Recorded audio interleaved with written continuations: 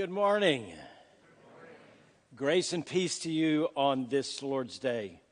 This day in the life of the church where we reflect on the transfiguration of the Lord. Transfiguration Sunday, the last Sunday before we begin our Lenten journeys. In this week, on Wednesday at 6:30, we'll gather here for service, Ash Wednesday service. Those of you who know me would know that Ash Wednesday is the day after Mardi Gras, Fat Tuesday, but it is where we begin our Lenten disciplines. So we gather on Wednesday at 6:30 here in the sanctuary. We'll be having the imposition of ashes for those who would like to have that discipline as well. But I welcome you to this day. To those who are live streaming, we're honored to have you with us. To those guests among us, we're honored as well. One of the disciplines that we have had as a body for the past 2 years is care and protection for each other.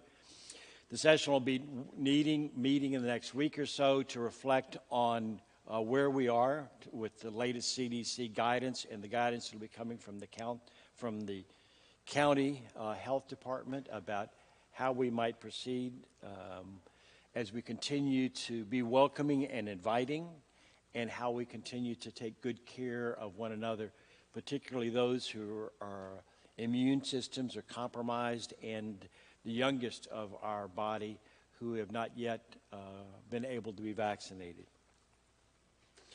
Among the concerns we have, of course, is even as we today reflect on the glory of God seen in the Transfiguration, we see also the depravity of humanity.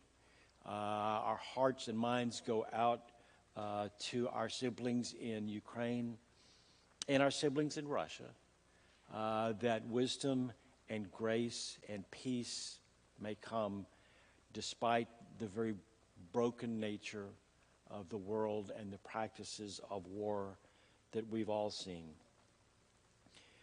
Among the swirl of things is the profound good news that we have is the session in response to a request from the Pastor Nominating Committee has called a congregational meeting to follow worship next Sunday. That meeting will be to hear, receive, and act upon the recommendations of the Pastor Nominating Committee to call the next pastor. We will have a guest preacher in worship next Sunday who is the candidate that they'll be presenting. We'll have our meeting following worship next Sunday to act on that recommendation. One of the questions that comes to me is, when are we going to find out about the candidate? We're going to find out on next Sunday. And part of that is the world may say to us and our culture may say, I want to know this. I want these facts. I want to be informed before I vote. There'll be a lot of information before we actually vote next Sunday. Our theology says something a bit different. When Jesus said, do unto others as you would have them do unto you, that pastor has an ongoing relationship with a sister church. And so that pastor may, following our action next Sunday, be able to inform the congregation they serve. We're going to take good care to protect that relationship, caring for sisters and brothers we do not know. But there'll be a lot of sharing in worship. It is an exciting day on this 2 and a bit year journey for this congregation. But we'll have our called special meeting in the congregation next Sunday after worship. In our newsletter, there are some extraordinary opportunities that we have in education for all ages, and classes that we have and ones that are coming. Mission opportunities that are before us as well, including some that are in the works that reflective of the use of the land that the church owns and the outreach that we have to our community and beyond. Among our pastoral concerns, I want to remember George Crump, Jerry and Marcia McPhail, Jeannie Buskirk, Carolyn Stillions, Carrie Simon, Alyssa Stuckey and family, Lauren Dolezal, Ron Tucker. I want to remember the family of Peter Hurl, died this past week. There'll be a memorial service for him this Tuesday at 3 here. I want to remember Christy McAllister, Paul Laird's brother following his wife's death. I want to remember Thad Holcomb and family with the passing of Thad's brother Lee. Service to celebrate Lee's life will occur later in March. We want to remember all those who continue to deal with COVID, those caretakers in this community and beyond. This church has a great tradition of participating in the life of this community.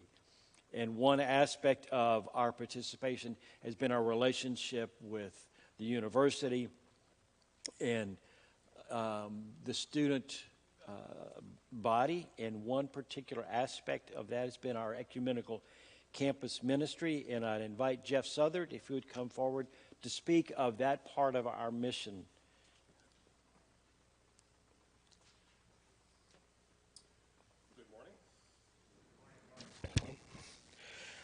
Again, I am Jeff Southard, and it's been my privilege for the last several years to be on the board of directors for the Ecumenical Campus Ministry at KU, the ECM. I'm one of 4 people from this church on the board right now. Larry Schlosser, Jim Rumsey, and Greg Peterson are also serving. The ECM has been there under various names and various locations at the KU campus since 1905. It started off simply as the Westminster House, was totally supported by the Presbyterian Church. Over the years, denominations have come and gone. We right now have 5 different denominations that support the ECM. Our building is at 1204 Oriad. Been there over 60 years. We're on the National Historic Registry as an example of mid-century modern architecture, which as far as I can tell means we have a flat roof that leaks a lot. But for many years, our own Thad Holcomb was the campus minister there.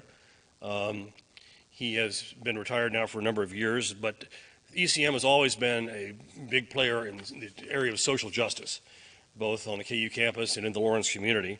And while COVID has slowed us down for the last couple of years, as you might imagine, we're still very much interested in that. We have programs for students. We have many student groups that use our facility to meet. Every Thursday, there's a veggie lunch that meets up there. We'll have between 50 and 100 students come by. It's open to anyone, free. And we're starting to open up again. We'd like to get another campus minister. We don't have one right now, but we're looking toward somebody who has an interest in social justice, and we'd like to head in that direction. We're supported almost entirely by donations from churches and individuals. This church is the largest single church donor that we have, and for that we're very much appreciative.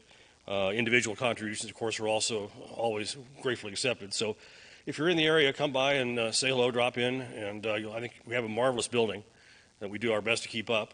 Again, that's the ECM at KU, and we thank you again for your support. Let us prepare our hearts and minds for the worship of God.